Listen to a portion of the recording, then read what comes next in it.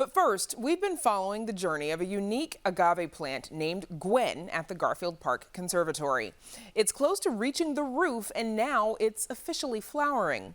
Chicago Tonight's Joanna Hernandez stopped by the conservatory to learn more.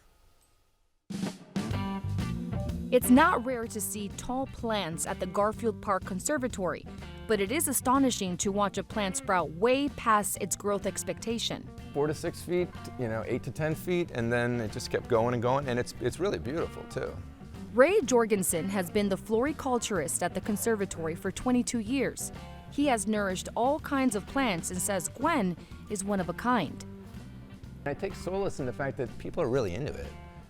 They're bringing their families, and it's kind of a little bit of a star. It's like a huge giant spike of asparagus. The agave, formerly known as guengola, is native to a mountain in Oaxaca, Mexico. Normally, this kind of agave is expected to grow about 4 to 6 feet tall. So what is happening to keep Guien growing inside the desert house of the conservatory? I try whenever possible to actually have classical music on here for them. That's their preference, and some Chicago blues once in a while. So you do play some music. Yeah. Do you think that really does help plants, the love that you give them? I'm sure that it doesn't hurt. This was Guien back in December, and within those couple months, it literally skyrocketed.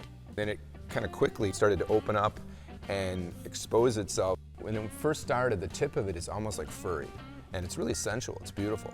But so I knew something was going on. Is it a bird? What's that saying? It's a Yeah, bird. it's a plane. No, it's it's a plant. Guien. You got It's Guien. It now stands at a whopping 20 feet and 7 inches, and it's currently flowering. It started flowering 2 weeks ago, and it's gotten up that high, but it'll be weeks and months before it goes all the way to the tip. There's tons of work that goes behind taking care of Guien, including playing the role of pollinator. You can just see how it comes down. Pollen on the anthers that are yellow, and you brush it on there. And then if that does, what happens actually goes down the pollen tube, and it goes down to the ovary, and the seeds are created down at the base there, and you would hopefully have a seed capsule. The life cycle is bittersweet for Jorgensen because Guien is blooming to its death. I can see that there's kind of some creases here, and so all the energy is going to go up there, and she's going to shrivel, kind of like people. It'll take months and months, and in wild, in the habitat, this would be standing up for years.